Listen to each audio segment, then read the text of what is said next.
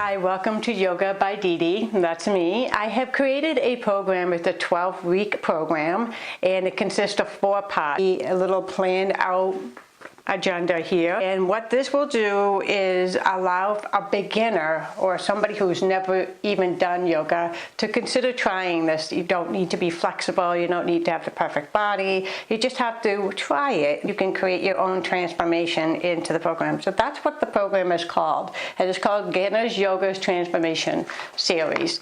So the 4 parts will be like this. The first part will introduce you to postures, but it will not use any English or Sanskrit posture names. It's just strictly how do you get into alignment from the ground. I'll give you some cues to keep you safe, and we'll be utilizing prompts. So you want to make sure, if you're going to do this program, that you have some blocks and a strap, your yoga mat, and maybe even a pillow, whatever you want to use for your practice. You'll need to explore what works best for you.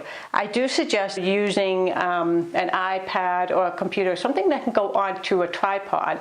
So this will allow you to lie down and see the video without straining on your neck. And the second one will go into learning some English words to postures.